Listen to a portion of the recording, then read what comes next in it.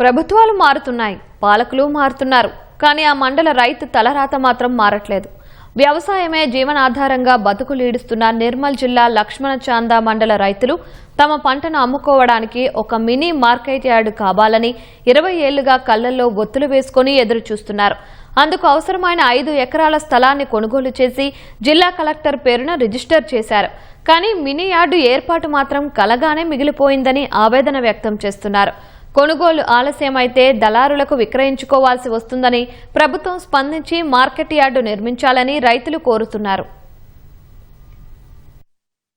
నా పేరు ముత్యం రెడ్డి, లక్ష్మణ చంద రైతుని.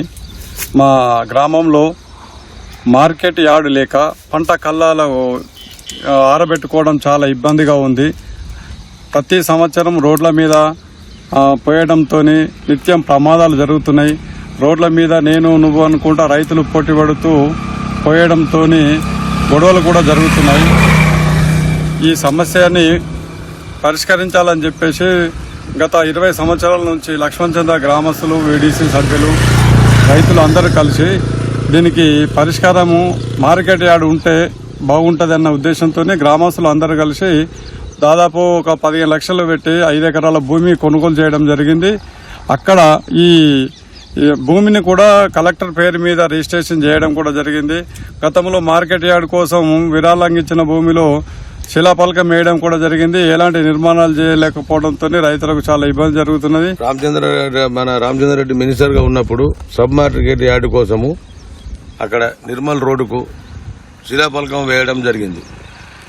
తదుపరి మళ్ళా ఏం జరిగిందని అంటే అదే మార్కెట్ యార్డుకు తీసుకున్నటువంటి భూమిని కస్తూర్బా స్కూల్కు తీసుకుంటే మళ్ళీ ఇమ్మీడియట్లీ మళ్ళీ 5 ఎకరాలు కావాలని అంటే మళ్ళీ ఇక్కడ ఈ ధర్మార్పు రోడ్డుకు 5 ఎకరాలు తీసుకోవడం జరిగింది.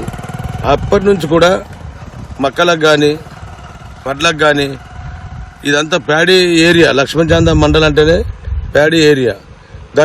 దానికోసము మరి సబ్ మార్కెట్ యార్డ్ ఏర్పాటు చేయమని గవర్నమెంట్కు ఎన్నోసార్లు విన్నవించుకోవడం జరిగింది. ప్రభుత్వాలు కూడా ఎన్నో మారినా కానీ ఇలాంటి మార్కెట్ యార్డ్ ఏర్పాటు చేయడం లేదు.